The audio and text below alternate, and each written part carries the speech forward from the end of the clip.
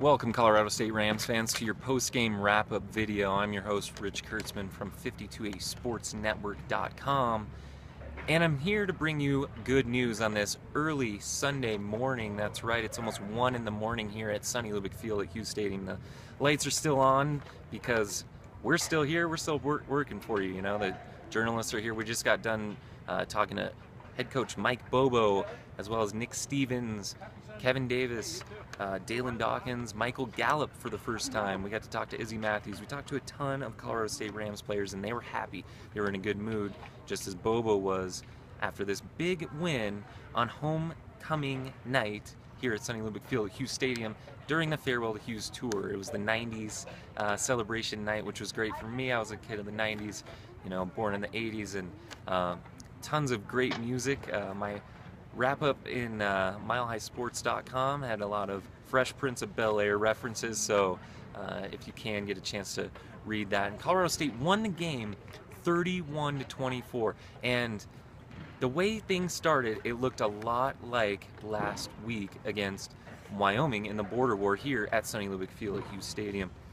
Colorado State started out up 3-0.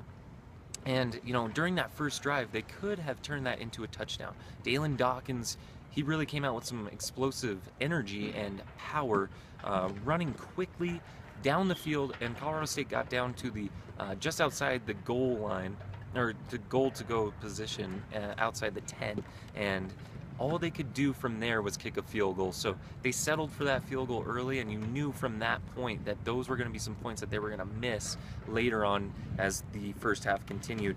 Utah State came back, and they scored pretty much immediately in less than a minute, to be exact. Gerald Bright for 41 yards. He scored way too easily, and all you could think watching the game, especially if you saw last week, man, this is deja vu all over again. Especially when Utah State scores 2 more times in a row, 21 unanswered points, just like they did. Wyoming did last week against Colorado State, and you thought, man, is Colorado State going to roll over and die again here? They didn't. But on those 2 touchdowns, Kent Myers, the quarterback, man, he ran over a Colorado State defender on one, and then on the other, the 14-yard score, he pretty much scored untouched, and that was just terrible defense and execution by Colorado State. And, you know, all of a sudden, now they're down 21-10.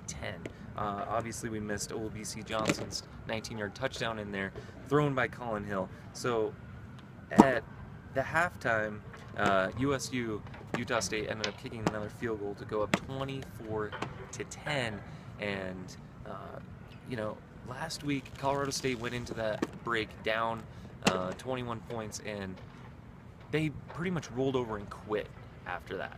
This week they were down 14, and you had the feeling that they were going to do that once again. That was not the case tonight.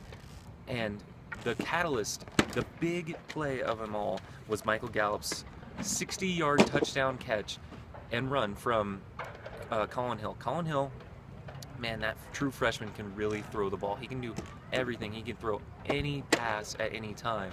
And that was the perfect pass at the perfect time. He hit Michael Gallup in stride on a post pattern, and Gallup, he literally galloped away from the defender 60 yards to the end zone. He wasn't going to be tackled from behind. He wasn't going to finish without a score on that play. That was huge for Colorado State. As Gallup said after the game, again, this was the first time we got to talk to him this year, it just brought the emotions sky high for the Colorado State Rams after that play. And you know, it was certainly a relief for Colorado State to get that touchdown at that time.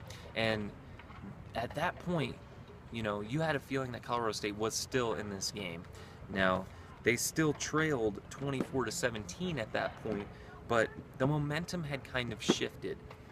Now, later in the game, the defense started stepping up, and the offense just couldn't figure it out. They couldn't get the first downs when they needed it the most, even though, so early it was the offense playing well and the defense was playing terribly.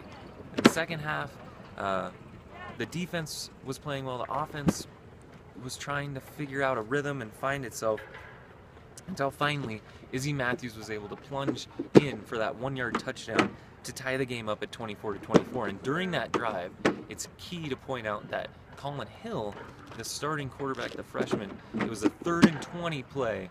Hill decided to take off, which was smart. There weren't a lot of defenders there. He shook one of them and then ended up going for 19 yards. But when he got tackled, Hill was injured, and it was revealed later that it was an ACL injury. Well, at least it was a knee injury. Bobo said after the game that they're going to get an MRI and that they're going to know more about it tomorrow. So, Bobo was encouraged. He said that Hill was walking around on it pretty good, as Bobo said verbatim after the game. But Nick Stevens, who was the starter last year, who was the starter for the first game of the season, he had been demoted to 3rd string. Well, actually, Bobo told us today that he was the 2nd string quarterback going into the game. And man, if Stevens didn't prepare the right way all the way through until this game, Colorado State couldn't have won this game. So definitely kudos go to Nick Stevens, who definitely said that he was validated in the way that he prepared all the way since his benching. And you could see it in the way that he was throwing the ball. He was able to make the passes, including that critical 3rd down pass to Gallup that earned the team a 1st down. And then late in the game, tied 24-24, Colorado State was able to actually go ahead and, again, a lot of kudos need to go to Dalen Dawkins. Dawkins finished the game the leading rusher for Colorado State. 14 times he ran the ball for 126 yards, and that was his first time over 100 yards this season, with an 8.9 yard per carry average. That's insanely good. So